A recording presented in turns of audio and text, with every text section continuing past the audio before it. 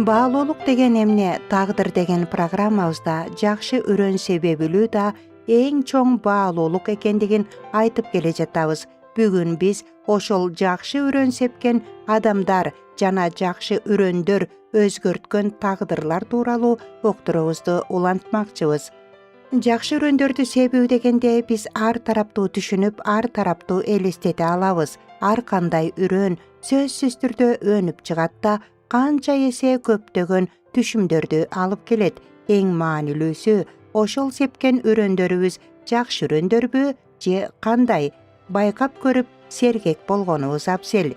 Эмесе себилген жакшы үйрөн же эр азаматтын тагдырын өзгөрткөн 50 сом деп атап койгон уктуруубузду азыркы ушул биздин күндөрдө, ушул кылымда, ушул эле Кыргызстанда болгондо да Бишкектин жака белинде болуп өткөн бир окуя тууралуу уктуруубузду назарыңыздарга сунуш кылабыз. Бул каарман башкача айтканда элден айырмаланып, кыйналып, басынып, кор болуп, адашып турган жаш жигитке ойлонбой туруп, элден башкача мамиле жасаган каарман Саяк Адылдын айтып бергендери боюнча жазылып алынды. Анда эмесе, урматтуу угармандар, 100% чындыктан турган бул окуяга назар салыңыздар. Кыштын кырчылдаган суук күндөрүнүн бири. Аламөдөн базарынын жанынан айылдарга кетчү маршрутканын жанына басып бараткан Саяк аттуу каймана аты бар улакчы маршруттан улам түшүп калып жаткан 30га чыга элек жаш жигитке көз чаптырды. Жакшылап байкап караса, ал өзү түшпөй эле аны түртүп салып жатышыптыр. Бир маалда айдоочу «Аракка кандай акча табасың? Жол киреге таппайсың, түшүп калгын» деп жаалданып түртүп чыгарып салат. Тиги бечара маршруткага түшүп жаткандардын баардыгынан «Эжеке, байке, 30 сом эле бере тургулачы, үйгө эптеп жетип алайын» деп жаш балача колун сунуп жалооруй жалдырап суранып турат. Колуна 2 баштык толтуруп келе жаткан аял: «О куутумшук, шүмшүк эле болдуң го, бербейм, аракка тапкан жолго да тапкының. Акчаң жок болсо сандалбай үйүңдө жатпайсыңбы? Сасыганыңан сенин жаныңа ким отургусу келсин» деп албууттанды. Бирөөнү күтүп туруп 5 мүнөттүк убакытта ушунча жүрөк ооруткан окуяга туш болгонуна жүрөгү кысылып, маршрутка жөнөйүн деп калганын сезип, айылга бара турган каттамдын акыркысы экенин байкап, Саяк Адыл басып келип тиги жигитке 50 сом сунуп: «Ме, бир тууган, үйүңө жетип ал» дейт. 50 сомду мыкчый кармап көзүнүн тегерегинде айлана түшкөн жашын жаш балача сүртүп «Рахмат, рахмат» деген боюнча Адылды бек кучактап «Бир тууган, мен сага бир саунак карызмын» дейт жаш жигит. Ар жагында эч нерсеси жок болсо да ыраазы кылгысы келгенин көргөн Адыл: «Бир тууган, сен да бир күнү адам болосуң. Кудайга аманат, үйүңө жетип ал» деп көзүн ымдап ага тик карады. Ал маршруткага түшүп кетти. Ал окуянын өткөнүнө көп эле мезгил болгон. Токмок базарына алып барган уй торпокторун сатып, Саяк Адыл четтеп басып жүрсө, бир жигит келип саламдашат. Тааныбай карап калат аны. «Байке, сиз мени тааныбайсыз, бирок мен сизди жакшы тааныйм. Сиз улакчы Саяк Адылсыз да, туурабы?» «Туура, ооба». «Жүрүңүз, мен сиз менен бир жакшы жерде тамактанып сүйлөшүшүм керек» дейт Адылды колтуктай басып. «Жок иничек, менин жумушум бар. Анан сен жүр десең эле кете беремби?» дейт Адыл күлүмсүрөй. «Байке, мага каршылык көрсөтпөңүзчү, суранам. Экөөбүз жакшы жерге отурушубуз керек» дейт көшөрө колтуктаган жигит.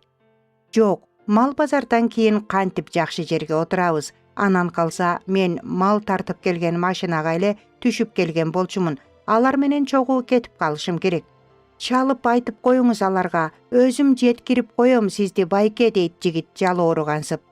Макул болуп, экөө тамак ичкен жерге барып отурганда тиги жигит минтип сөз баштайт.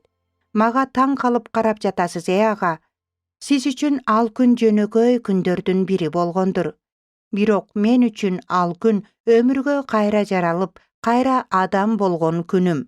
Эсиңизде барбы, мас жигитти маршруткага салбай түрткүлөп жатышканда мejigит үйүңө жетип ал, сен да толосуң, болосуң деп узаткан элеңиз бир кезде. Ошол жигит, ошол менмин. Башын кыйшайта маңдайындагы жигитти кечке карап ойлонуп калган Адылды баланын сөзү эсине келтирди. Мен бир үйдүн эрке баласы, зарлап жүрүп күткөн Зарылбеги болом. Ошо күнгө чейин ата-энемдин колунда барын түбүнө түшүрүп сатып, ичип, кайсы күнү экенин билбейм, ата-энемдин жалгыз торпогун талашып, бербей коюшканда үйдөн чыгып кеткем. Шаарга суранып, жалбарып жатып, маршруткага түшүп келе бергем. Шаарда канча тентип жүргөнүмдү билбейм. Кайра кантип кеткенимди өзүңүз көрдүңүз да. Маршруткада кетип баратып, арткы орундукка отуруп алып ыйладым. Эч кимдин мени менен иши деле болгон жок. Баягы мас болуп ыйлап жатат да дешти. Мен ызаман адам катарынан кетип, күлгүндөй жаш курагымда мусаапыр болуп калган абалыма кейип ыйладым. Бейтааныш адам мага атам айтып жүргөн «сен да бир күнү адам болосуң» деген сөздү айтканы жүрөгүмдү эзип, арданып да, ызаланып да, өкүнүп да, айтоор жан дүйнөм онтоп ыйладым. Үйгө келип ата-энемди кучактап дагы ыйладым. Эртеси туруп кете албадым. Чуркап барып ичким келди. Бирок чыдадым, калчылдадым. Нечен ирет туруп барып ичип алгым келди. Карып калган ата-энемди көрүп кайра жаттым. Үй бүлөмдөн кабар албаганыма канча болгон. Көз алдыма мурунку жай турмушум, айдап жүргөн машинам элестеп, кайра шалдырап келип жатып калам. Бирок чымырканып чыдадым. 5 күн дегенде ичкиликтин жайган торунан жөргөмүштүн желесинен чыккандай болуп чыктым. Ата-энеме сөз берип, мындан ары оокат кылып, жанагылардын баарына көргөзөм, Зарылбек ким экенин деп убада берип жаттым. Ошол баягы жалгыз торпокту, ата-энемдин пенсиясын чогултуп, алгачкы топтомдорумду топтоп, улам мал алып багып жаттым. Аларды чын ыкласым менен аярлап бактым. Улам семиргенин сатып, ордуна кичирээктерин алып, кайра багып, кайра саттым. Жан аябай эмгектендим. Чарчаган күндөрүм да болду, бирок чыдадым. Ого бетер күчтөнө иштедим. Ата-энемдин жүздөрүндөгү бир эсе кубануу, бир эсе бир аз кооптонгондой болгон сезимдерин көрүп турдум. Аларды биротоло ар дайым чындап кубанткым келди, бактылуу кылгым келди. Алар менин бардык айткандарыма акырына чейин ишенип, үмүт кылган эң жакын адамдарым эле. Алар эң акырында да ошол жалгыз торпогун берип, ага кошуп пенсияларын да беришип, менден үмүт үзүшкөн жок. Мага ишеништи, мага колдоо көргөзүштү. Ыйламсыроо менен акыл айтышып, ак баталарын берип жолго аттантып, чоң үмүт менен, жайылган кучак менен, зор сүйүү менен кайра тосуп алып турушту. Кээде өзлөрү да мага кошулушуп эмгектеништи, малдарга карашты. Күндөр айга, айлар жылга айланып, тез эле бутума туруп ирденип кеттим. Ата-энемдин жалбара берген ак баталары мени ого бетер шыктандырды. Сизди да унуткан жокмун. Сен да бир кезде толоорсуң, болоорсуң деген сиздин сөздөрүңүз да мага дайыма дем берип турду. Ошол 50 сомуңуз мага экинчи өмүр бергендей болду, ага. Тынымсыз эмгектин, жаркын үмүттүн, жигиттик намыстын таасири астында малдын түрү короомдо жайнап турду. Ал тургай кошумча короо жай Кашарда сатып алганга жетиштим. Эремгегин жер жебейт дегендей, үлүш жерлериме бедесеп, аны 3-4 жолудан оруп жыйып алууга жетиштим. Малга бере турган чөптүн көбү да өзүмдөн чыгып калды.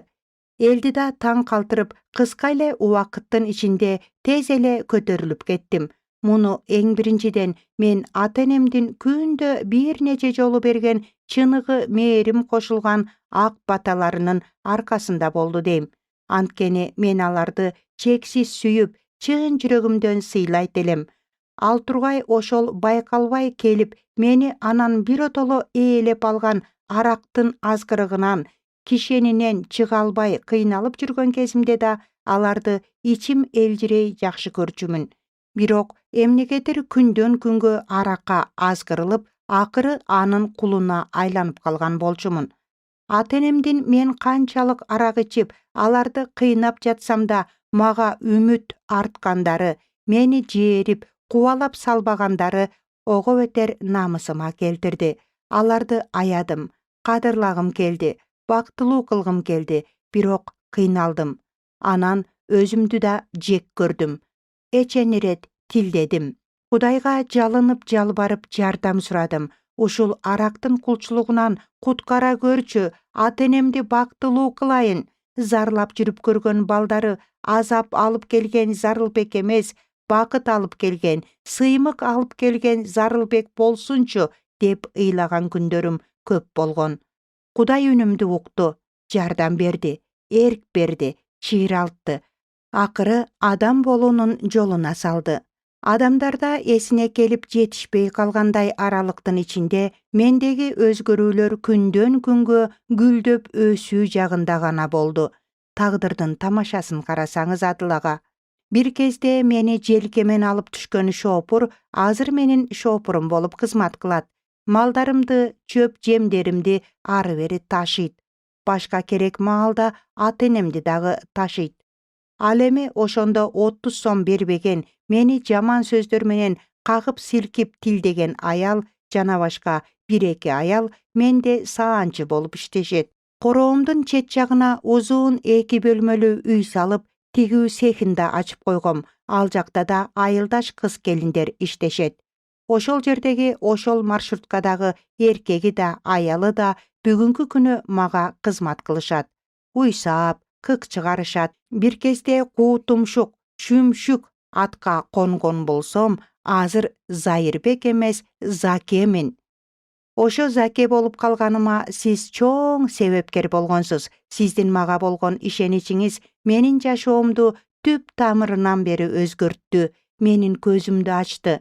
Бир чети жанагылардын ошо суукта мага акча бербей койгону да жакшы болуптур деп калам. Сиздей адамдын сөзүн уктум. Ошо менен чыйралдым. Зарылбек менен Адыл Саяк дагы көпкө сүйлөшүп отуруп, кийин да канча жолу жолугушуп, азыр тыгыз байланышта, жакшы карым катнаштагы адамдар. Мурдагы Куутумшук, Шүмшүк, Алкаш, Сасык атка конгон Зарылбек азыр Заке, кожоюн, шеф деген ат менен аталып калган. Жаш жигит күлүмсүрөп, бактылуу болуп турду. Ооба, азыр аны менен дос болгусу келгендер, кудалашкысы келгендер, мен Зарылбектин колунда иштейм деп кубанып, сыймыктанып айткан адамдар көбөйгөн. Албетте, жараткан Кудай адамдардан таптакыр башкача. Ал күнөөсүн мойнуна алып, өкүнүп, тобо кылган адамды эч качан четке какпайт.